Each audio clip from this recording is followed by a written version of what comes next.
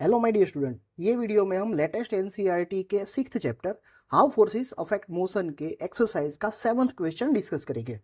ये क्वेश्चन में दिया गया है, एक सेलर अपनी छोटी बोट में से किनारे पे जंप कर रहा है एंड जब वो फॉरवर्ड डायरेक्शन में जंप कर रहा है तो बोट मूव होगी या नहीं होगी, एंड अगर मूव होगी तो वो कौन सी डायरेक्शन में मूव होगी। तो यहाँ पे ये डायग्राम में दिखाया भी है, ये सेलर है, ये उसकी बोट है और वो किनारे पे जंप कर रहा है फॉरवर्ड डायरेक्शन में, तो बोट मूव होगी या नहीं होगी। तो इसका आंसर है यस, बोट मूव होगी। अब वो कौन सी डायरेक्शन में मूव होगी और क्यों मूव होगी, तो यहाँ पे ये दूसरे डायग्राम में आपको दिख रहा है कि जब ये सेलर फॉरवर्ड डायरेक्शन में जंप कर रहा है तो according to Newton's third law of motion action and reaction are always equal in magnitude and opposite in direction.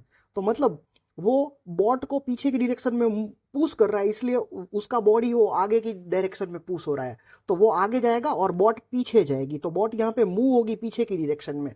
अब यहाँ पे according to third law of motion एक फोर्स जो बॉट ने सेलर पे लगाया है और दूसरा फोर्स है वो सेलर ने बोट पे लगाया, ये दोनों फोर्स इक्वल मैग्नीट्यूड के और ऑपोजिट डायरेक्शन में होंगे और ये दोनों फोर्स ऑलवेज एक साथ ही प्रोड्यूस होते हैं। किसी भी एक फोर्स को एक्शन और दूसरे फोर्स को रिएक्शन बोलते हैं।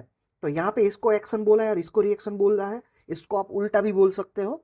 दोनों ऑलवेज एक साथ ही प्रोड्यूस होते हैं, इसलिए किसी को भी एक्शन किसी को भी रिएक्शन बोल सकते हैं। तो ये बच्चों हम ध्यान रखेंगे, ऐसा नहीं है कि ये सेलर पे पहले लगा बाद में बोट पे लगा, या फिर पहले बोट पे लगा बाद में सेलर पे लगा। दोनों पे फोर्सेस एक साथ ही लगते हैं थर्ड लॉ के हिसाब से, और इक्वल मैग्नीट्यूड के लगते हैं और ऑपोजिट डायरेक्शन में लगते हैं। तो यहाँ पे ये क्वेश्चन का आंसर हो जाएगा बोट मूव होगी, और कौन सी डायरेक्शन में मूव होगी, तो बैकवर्ड डायरेक्शन में, क्योंकि सेलर पे आगे की डायरेक्शन में तो बोट पे पीछे की डायरेक्शन में फोर्स लग रहा है।